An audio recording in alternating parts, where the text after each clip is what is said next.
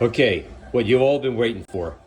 The star of the show, the Berkshire bone-in chop. Okay, why we chose Berkshire? That's like the best quality of pork you can get in this country, okay? Now, as you notice, we're doing it in a pan, and that's cast iron. That's right, cast iron pan.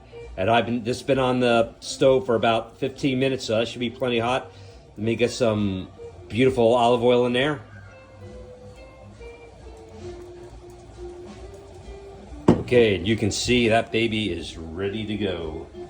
Okay, and now already seasoned the chop with salt and pepper.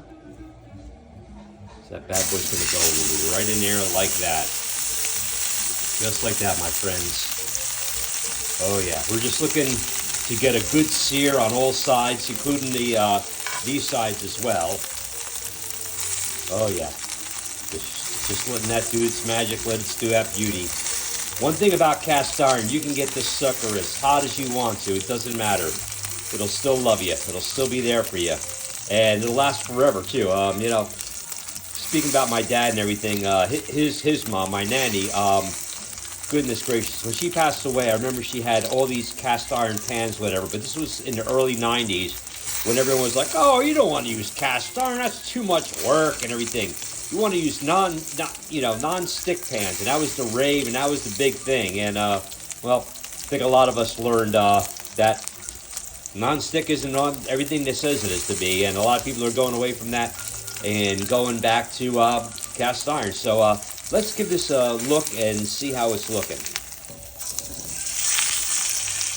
Okay, a little more we want to have going on, and we're going to let that keep going.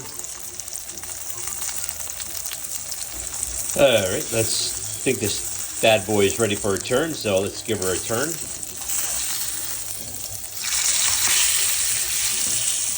Yeah, that's what we want. We want like a nice sear on that. You can even see that pepper and that salt popping out like that.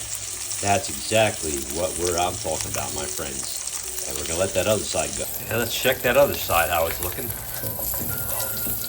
Perfect. So what I'm also gonna do too, a little tricky, is basically gonna have to hold that like that.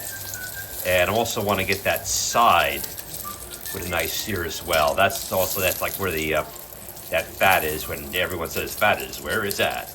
But of course it is. So we're gonna let that get a nice sear on there as well. Definitely all around. Careful. Extremely hot. I'm telling you, extremely hot. Now, what I'm going to be doing is I'm going to be taking this and I'm going to be putting this in the oven and finishing it in the oven because we're going to be doing it at a much lower heat. You know, and we want to get it to about 145, 150 temp-wise. We do want a little pink. Not the same as with, like with beef, but we can get a little pink this on the inside because that'll maximize the flavor and everything else that we're looking for and all that juiciness and all that greatness. So, and what I'm going to be doing while it's in the oven with some mushrooms, butter, cream sherry, and heavy cream, we're going to make a nice sauce to top this steak. Chop. Now, as you can see, this is what I was looking for and what you were looking for and we're all looking for. See that creaminess, how those mushrooms are just cooking down just in butter and cream sherry. That is going to add so much taste and flavor like you wouldn't believe. But we're going to add a little bit of something else, a little more decadent. We're going to add a little bit of heavy cream. Not a lot, just a little bit. Let me just mix that in. Yeah, I think that should just about do it right there. We're not looking to go crazy, but we're just looking to add a little extra texture to there. And oh yeah, you can already see how it's just blending in there. Okay, that's perfect. So I'm just gonna let that cook down and that's gonna thicken up.